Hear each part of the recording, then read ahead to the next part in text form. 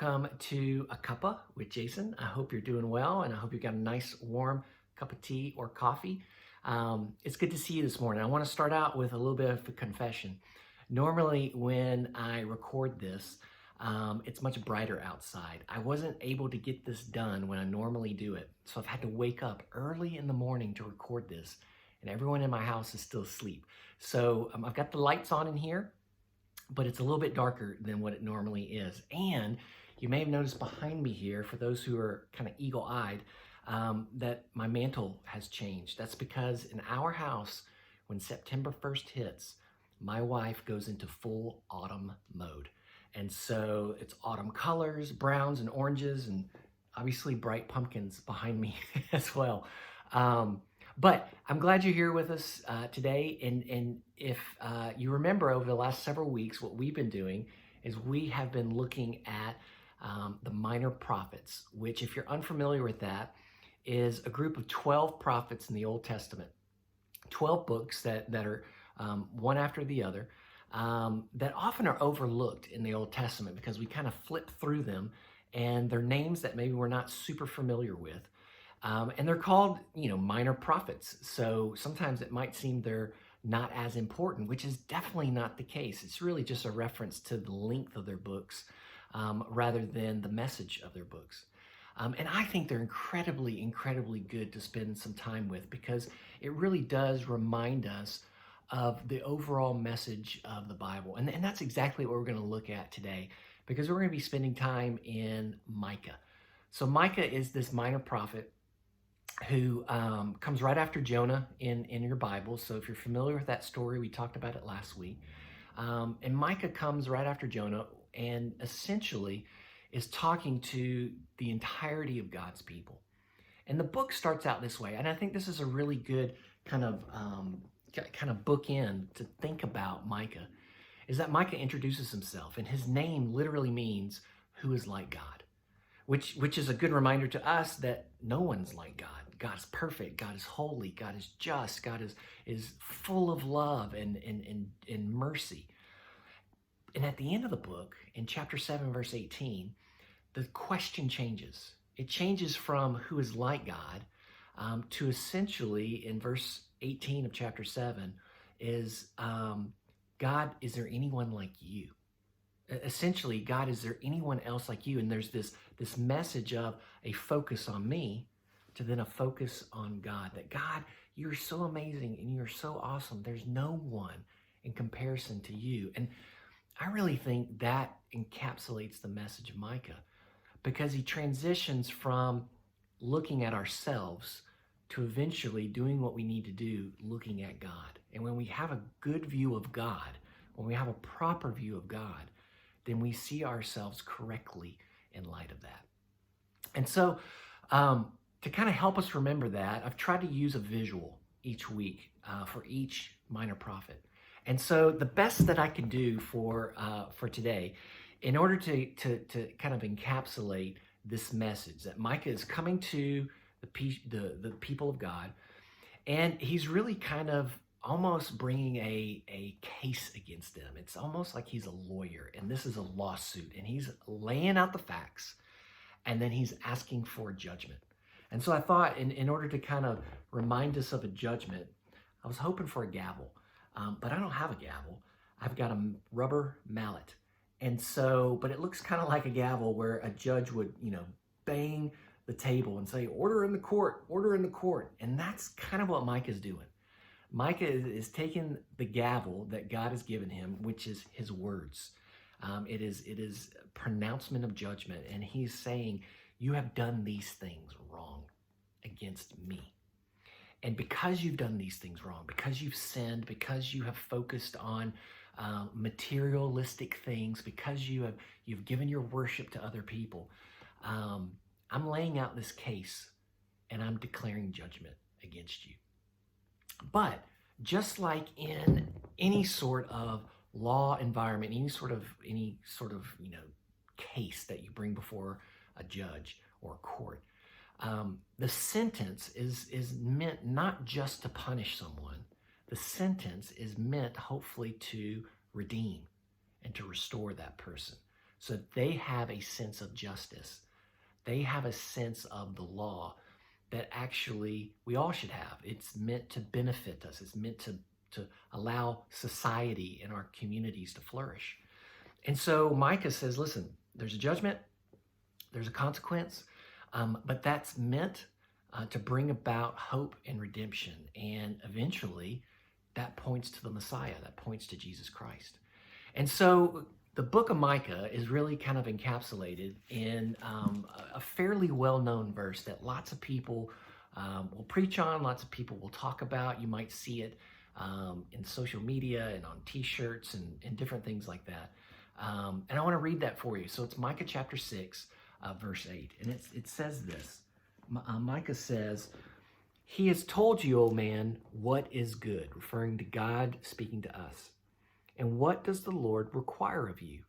But to do justice and to love kindness and to walk humbly with your God." And so Micah lays out this case. He's the judge. He's the lawyer. He's saying, listen, this is what you shouldn't be doing, because they had gotten to a point, the people of Israel had gotten to a point where they were a little bit prideful. And I shouldn't say a little bit, they were very prideful. And they were not taking care of those who were the most vulnerable in their society. They were taking advantage of them. They were overlooking them. And those who were the most vulnerable were the ones who were the most needy. And so God, through Micah, says, hey, listen, what I require of you is more than just ritual worship. And this is where I think it becomes very applicable to us today, why the minor prophets and the message of these prophets are not something that we should overlook. Micah essentially says, look, you're pretty good at doing all the things you're supposed to do on the surface.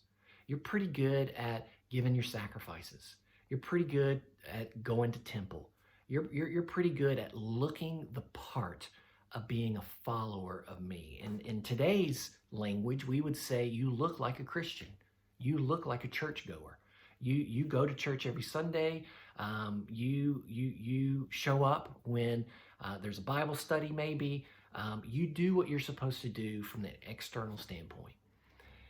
And God through Micah is saying, listen, I need more. I actually require more of you because it's the essence of my message. It's the essence of my character. I require more of you than just looking the part. I don't want you to just be in worship just to be there. I want the worship to be in you, to change you, and to then go out to the rest of society, the rest of the world, to those around you. And so in Micah 6:8, when he says, look, what does the Lord require of you? He requires you to be a justice-driven person. In other words, looking for those who are needy, looking for those who are vulnerable, looking for those that Jesus would call the poor in spirit, and speaking up for them, picking them up, helping them in ways that actually matter, in ways that actually increase their ability to be a member of society that is good and whole and functioning. He says, I want you to not only be just, but I want you to find love and find mercy. And this is a rich, rich word in the Old Testament language of Hebrew. And it's the word hesed, which means loyal love and faithfulness. God uses that word to describe himself over and over and over in the Old Testament. And essentially, God is saying the type of love that I show you, the type of love that I pursue you with is the type of love that I want you to show the rest of the world. I want that to be indicative of your life. So pursue justice, speak up for the vulnerable, show pursuing and loyal and steadfast love to those around you, and to walk humbly. Whew, that's a tough one, because he's saying, I want you to do all these things that in many ways people will look at and go, wow, that's really cool. But he wants us to do it in a way that's not about us. I want you to walk humbly, he says. And I think when using that language of walk, oftentimes Old Testament writers describe life as a journey. They describe life as one step at a time. And so what Micah is saying here is he says, I want you to live daily in a relationship of humility. with me and with those around you. And so I think for us, that really impacts our relationship with the Lord and our relationship with other believers. And it impacts our relationship to the church. That when we come to a community of believers, when we involve ourselves with a community of believers, it's more than just about showing up, which obviously we can't even do right now. So because it's more than just about showing up to a place, it's about how we live our lives. It's about how we take care of those in need. It's about how we pursue people and demonstrate God's love.